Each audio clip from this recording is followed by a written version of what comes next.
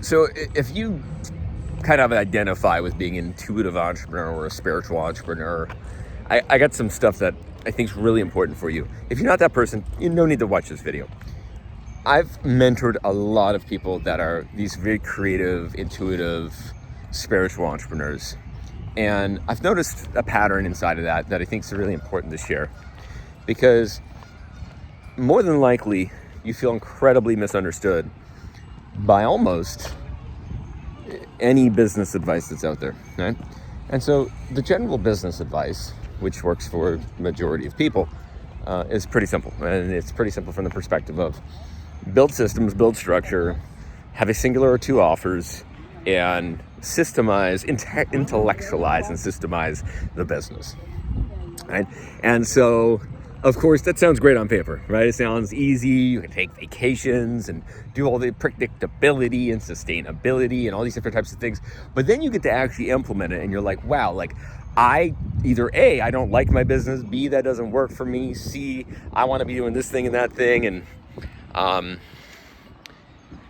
And most of the time, if you listen to most people, they're going to say, well, you got to focus on one thing or you got to focus on one offer.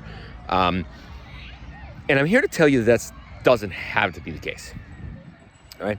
And so there's a kind of, I would call a special breed of entrepreneur that their entrepreneurship is almost their art, right? It's almost their art form. So, you know, they see a business, they see helping people as their canvas and they are painting. And if that is you, your normal business model really isn't going to work. It's not going to resonate. It's not going to, it's just going to feel, it's going to fall flat. It's going to feel like, why am I even doing this? Like, what is the point of even doing this? So here's what I found, okay? When you're that spiritual, intuitive entrepreneur, the most important things are, number one, to understand who your people are, okay? This isn't this big avatar worksheet. This isn't this like in-depth, like, here's exactly who it is. It's the vibration, it's the frequency, it is the person that you're like, I want to help that person, okay? So it doesn't have to be, I help 7-figure entrepreneurs, blank, blank, blank. It doesn't have to be like that. It could be, I help people that are raising their consciousness. I am helping people that are raising their consciousness that are entrepreneurs or whatever it is, right? And so it's more of it's less of a specific avatar, it's more of the feeling. And that's the first thing that's very important. The second thing that is incredibly important is to know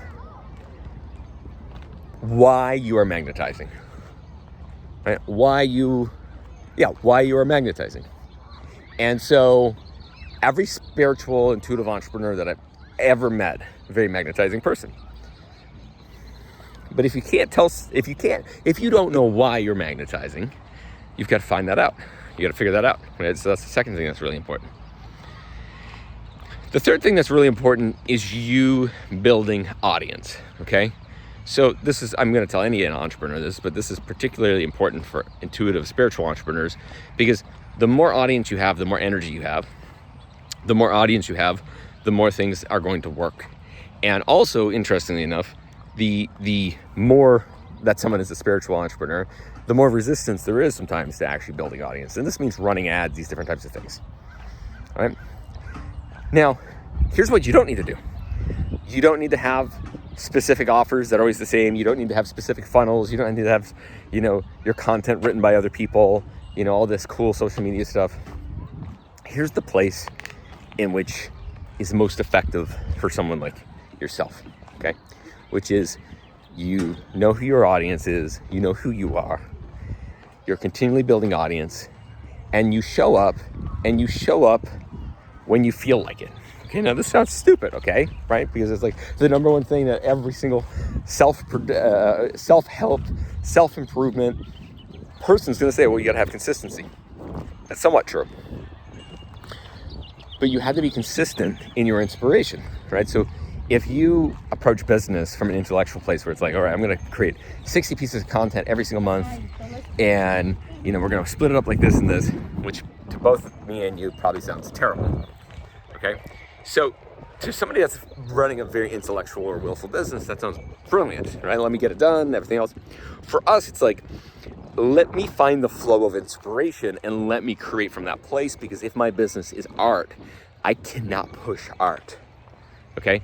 So this person, you're probably gonna have a lot of different offers and a lot of different kind of things, right, that are actually being built. You're going to have a scenario where you feel like, from the outside, it may feel very chaotic. And perhaps it is. But art can be chaotic, right? Art is chaos in a way. It can be very chaotic. And so how do you control the chaos? And so here's what I would say on how to control the chaos, which is, if you have this kind of like one core part of your business model where you're like, everyone comes to this thing and then you build things around it, right? So it could be low ticket workshops, it could be events, it could be whatever. And waiting until it's like, I'm excited to do this thing. And when you do that thing, you may never do that thing again, right? And so for a spiritual creative entrepreneur, there kind of isn't a business model, right? You can search for that predictability and that sustainability that everyone talks about, but inside of art, it does not exist, because art is not predictable. And once you understand that, it gives you the freeing feeling of, well, let me be the painter. Let me be the painter for this ability to help people. Let me not try to judge how I am, but rather let me embrace this non-model that somehow ends up being the perfect model. If that resonates, love to hear below. I know it does for me. And I've resisted that for a long time. So many people that meet me have resisted that for a long time. But for us, the best model is no model at all.